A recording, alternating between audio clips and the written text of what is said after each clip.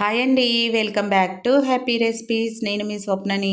ఈరోజు వీడియోలో కమ్మని రవ్వ కేసరి చూపిస్తున్నానండి. చాలా ఈజీగా అయిపోయే ప్రసాదం రెసిపీ అని చెప్పొచ్చు. పండగలప్పుడు ఎక్కువ హడావిడి ఉంటుంది కదా, అలాంటి టైంలో సింపుల్గా అయిపోయే ప్రసాదం రెసిపీ ఏంటి అంటే రవ్వ కేసరి అని చెప్పొచ్చండి. అలాగే దీనికి ఎక్కువ ఇంగ్రీడియంట్స్ కూడా అవసరం లేదు, చాలా సింపుల్గా చేసుకోవచ్చు. ఇలా నోట్లో పెట్టుకుంటే అలా కరిగిపోతుంది, అంత బాగుంటుంది. చూస్తేనే తెలిసిపోతుంది కదా. డెఫినెట్గా పండగలకి ట్రై చేయండి. లేట్ చేయకుండా వీడియోలోకి వెళ్ళి ప్రాసెస్ ఏంటనేది చూసేయండి.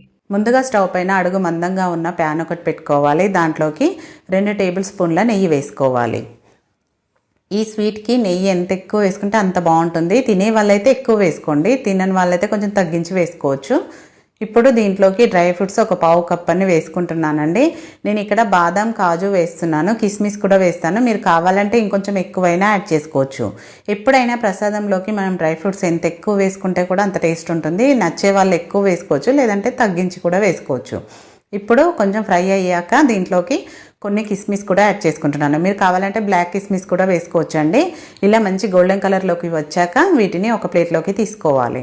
లో ఫ్లేమ్లో పెట్టుకోవాలండి. లో ఫ్లేమ్లో పెట్టుకొని ఫ్రై చేసుకోవాలి.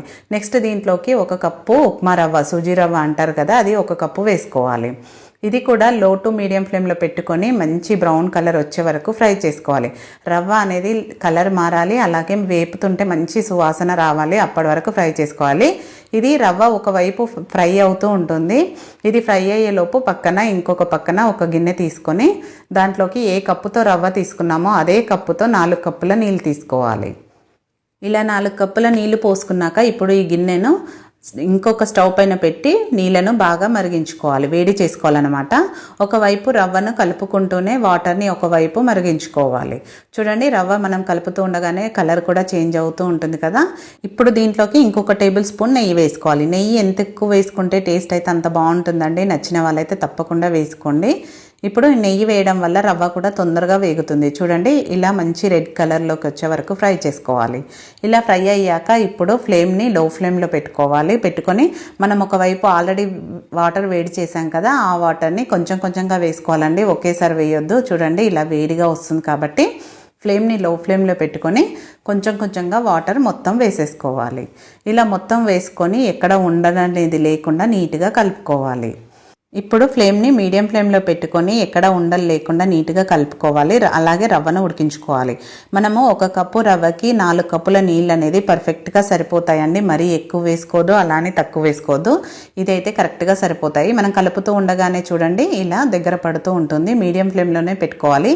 ఇది కాస్త ఉడికినాక అప్పుడు లో ఫ్లేమ్లోకి అడ్జస్ట్ చేసుకోవాలి. చూడండి, రవ్వ కూడా ఉడికిపోయింది కదా. ఇప్పుడు ఒకసారి కలిపేసుకొని దీంట్లోకి పంచదార వేసుకోవాలి. మీరు కావాలంటే బెల్లమైనా వేసుకోవచ్చండి. నేనైతే ఇక్కడ పంచదార వేస్తున్నాను.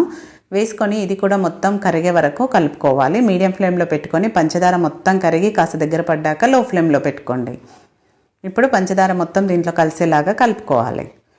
చూడండి, పంచదార కరిగిపోయాక ఎంత సిల్కీగా కనిపిస్తుంది కదా మనకు, రవ్వ పాయసం లాగా చాలా బాగుంటుంది టేస్ట్ అయితే.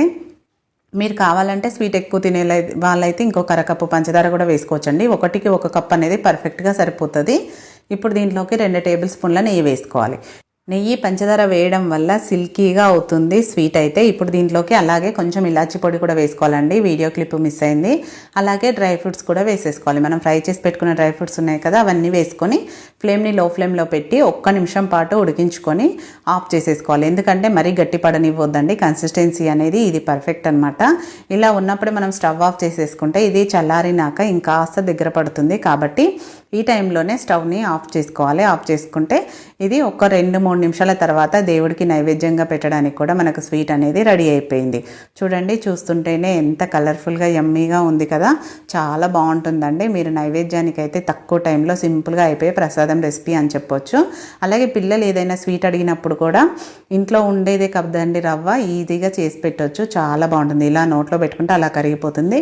డెఫినెట్గా ఒకసారి ఇలా ట్రై చేయండి. ట్రై చేశాక మీకు ఎలా కుదిరింది అనేది కూడా ఫీడ్బ్యాక్ పెట్టండి. వీడియో నచ్చిందా? నచ్చితే లైక్ చేయండి, షేర్ చేయండి, సబ్స్క్రైబ్ చేసుకోవడం మాత్రం మర్చిపోకండి. Thank you for watching. మరో మంచి వీడియోతో మళ్ళీ మీట్ అవుదాం.